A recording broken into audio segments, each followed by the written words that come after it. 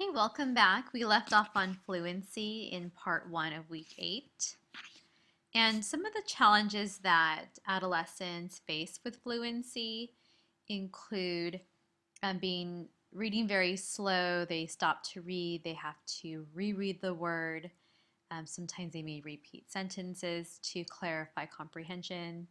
So once there's this breakdown with fluency, it makes it really difficult for the student to comprehend text. And as mentioned before, their cognitive energy is used to decode words, not used for comprehension.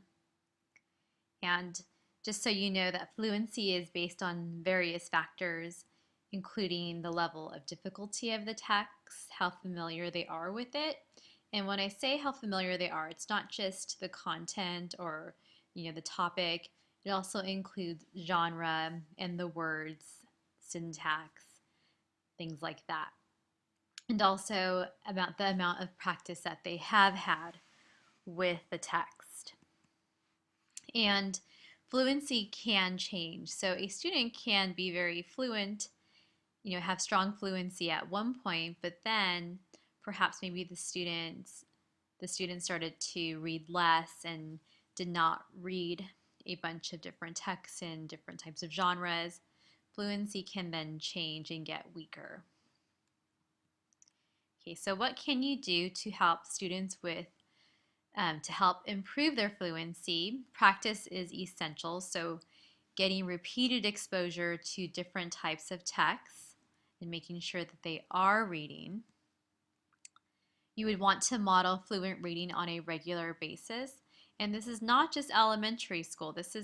Can be middle school and high school. So you are reading aloud to your students. You are modeling what fluent reading looks like.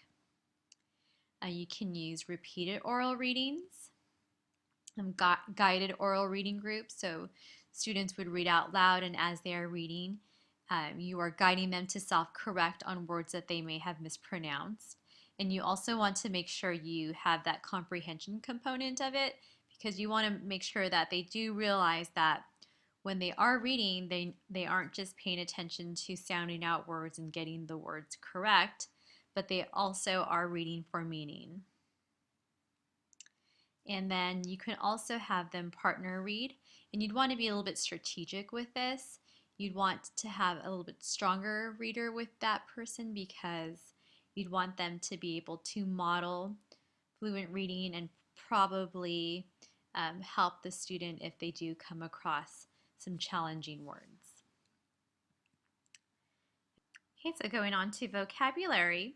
So these are words that are used in speech and print to communicate, and includes oral. So oral words, so these are the words that the student has to communicate. There's oral, those are the words that the student knows when someone is speaking to them, so they are understanding those words. And print, these are the words that they use that they know in reading and writing. Okay, so the vocabulary development includes word identification, so being able to decode the word. It also includes word analysis, so being able to look at the words and understand that there's letters or roots, prefixes, suffixes, and being able to analyze the word and pull meaning from those chunks. And then there's also syntactic awareness, which is knowing the grammatical use of the word. And good readers are able to recognize more words, verbalize them, and learn word meanings quickly. So I'm pretty sure that those of you who are teaching can think of a few students who have a very strong vocabulary. And so when they're reading, they're able to comprehend better than those who struggle with limited vocabulary. And also, you will see a difference in their writing as well, and also the way they communicate with you and others. Okay, so here are some challenges with vocabulary. One of the biggest one is the word recognition. So these are the students who are having trouble identifying and decoding those words. And this is very serious because if they're unable to decode words, that means they are not able to learn new words, and then it affects their comprehension. And just think about the implications for the continuing years of education and um, how much they are going to struggle. In the content areas, there's definitely um, students who struggle with the academic vocabulary. And again, it affects their comprehension. If they do not know what the word means, then it's very hard to um, create meaning from the text. And another challenge is that there's lots of words that have various meanings across the content areas. So I use the word scale as an example. So if you were to be talking about, let's say in science, and you were weighing something with a scale, but then you were discussing like life science and you were talking about fish. Okay, that's a different type of scale on a fish. Or let's say they were in music class, there's another type of scale. So students who are proficient or have a really strong grasp of vocabulary, they understand that there are various meaning of words. But unfortunately, those who struggle with vocabulary, this can be very challenging for them. All right, so what can you do to help with vocabulary development? You'd want to give the student repeated exposure, and that can look different in classroom to classroom. I personally like to, when I know I'm going to teach a set of words, I like to make sure I use them purposely so that they are hearing the word over and over again. Perhaps doing activities with those words so that they are um, working with the words and also maybe working with a partner so that they're using the words orally. You can pre-teach vocabulary, especially the tier 2 words. And you really want to be strategic when choosing words to teach because there are some words that that students should be able to figure out when reading in context. So you want to make sure that you are choosing words that would be difficult for the students um, to find the meaning while reading. Tier 2 is not considered academic vocabulary. Tier 2 words are words that you generally see across many disciplines. Okay, so you can use direct instruction when teaching these tier 2 words. You can use their prior knowledge to help elicit some ideas so they have a connection with the word.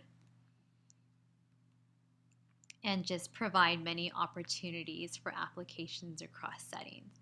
So now with the Common Core, I know that there's been some talk of maybe not even teaching some of the words, but you have to realize that when they are given a complex text, you want to give them access to the meaning. So you're going to have to figure out, okay, what words am I going to let them figure out on their own, but what words would be crucial to knowing, to understanding the text.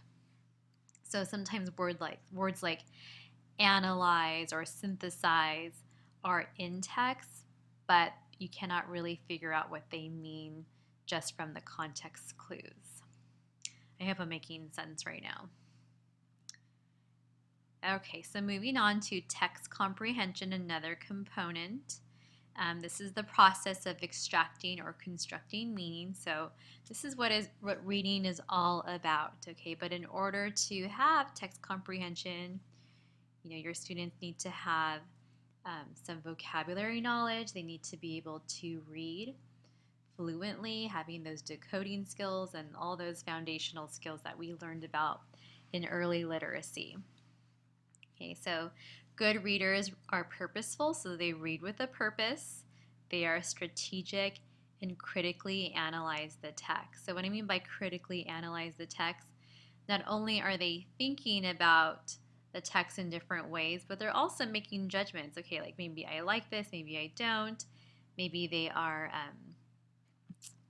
Maybe they are accepting of the ideas from the authors, so they are really engaged with the text. So when you, like I said, when you're a good reader, you're very strategic. You are actively involved. You're summarizing, you're using fixed strategies. If you don't understand something, you're using that fixed strategy of rereading it or slowing down, speeding up. Okay, so good readers have a wealth of knowledge, or I should say, a big toolbox that they use when they go to a text. Okay, and need to integrate text comprehension strategies into instruction so that can benefit your struggling readers. Oftentimes, your struggling readers may not know how to use comprehension strategies, or they may not even be aware of that. So you want to get them to mentally think about their reading process using those metacognitive skills. Okay, so here are the challenges. So we kind of mentioned these a little bit earlier about just having difficulty reading words accurately. So once there's a struggle in that area, comprehension is usually compromised. Text comprehension can vary. So the genre, how familiar you are with the text, the style, the structure. So think about when you're reading a literature book or a book for pleasure. Usually you read it quickly. Okay, you're not really slowing down, or if you are, it's because you maybe didn't understand something.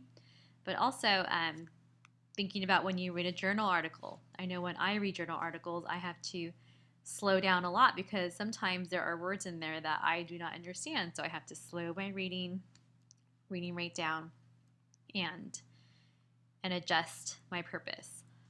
Also, too, think about like William Shakespeare. I don't think I'll ever understand that, so my comprehension it would be lower on that part. So there's many things that can affect the way a student comprehends a text, and even someone who's a strong reader may not have the same text comprehension in a certain genre than others.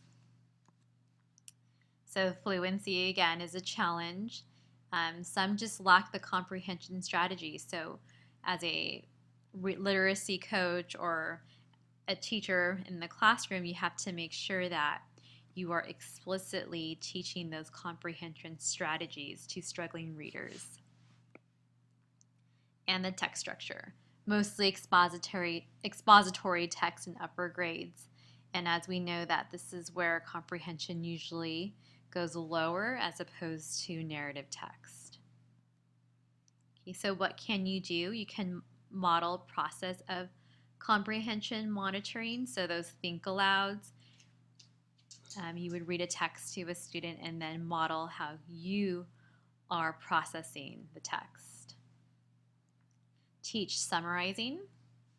Okay, you can also teach text structure, especially with expository text. So teaching that those keywords for cause and effect or sequencing.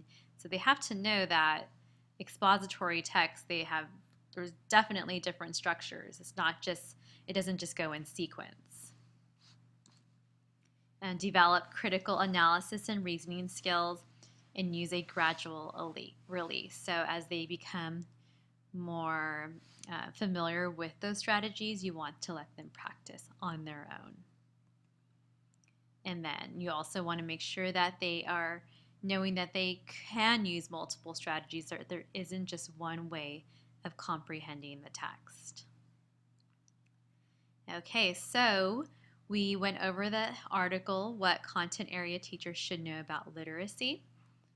Okay, we did the part 1 and went over the 5 key components of reading. So we will head into part 2, Assessment, Writing, and Motivation.